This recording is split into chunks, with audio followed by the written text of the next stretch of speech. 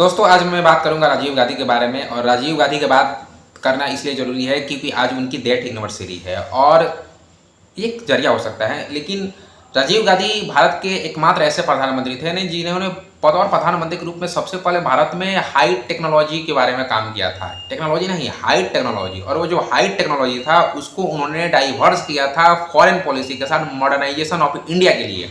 दोस्तों एक तरफ वो जाकर यूएसएसआर में MiG-29 फाइटर जेट को डील करते हैं जो एक डिफेंस डील थी भारत और यूएसएसआर के बीच। दूसरी तरफ वो अमेरिका के पास जाते हैं और बोलते हैं कि cry XMP-24 super computer America Bharat को दे।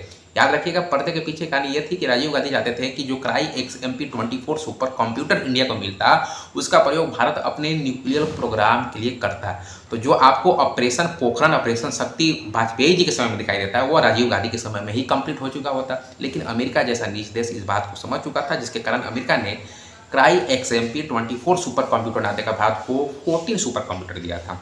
याद रखिएगा कि 24 साल बाद राजीव गांधी भारत के पहले प्रधानमंत्री थे जो चाइना जाते हैं। कारण ये था कि 1962 में इंडिया चाइना कॉन्फ्लिक्ट हुआ था और उस कॉन्फ्लिक्ट के कारण वो जाते हैं चाइना। और चाइना जाने के बाद याद रखिएगा कि 1988 में राजीव गांधी चाइना भी जाते हैं क्योंकि 24 सालों के बाद भारत का एकमात्र प्रधानमंत्री जो चाइना जाता है। कारण यह था कि राजीव गांधी चाहते थे कि भारत क्या करे कि जो भी चीज़ बनाए वो 21वीं सेंचुरी के लिए हो। और चाइना उस समय काफ़ी ज़्यादा ग्रो कर रहा था, तो इसलिए राजीव गांधी ने एक प्रैग्मेटिक अप्रोच अपनाते हुए चाइना की यात्रा किया था 24 सालों बाद 1962 after the Indo Sino conflict. तो ये राजीव गांधी के योगदान थे भारत के लिए, जिसको याद करना हम सबकी जिम्मेदारी है।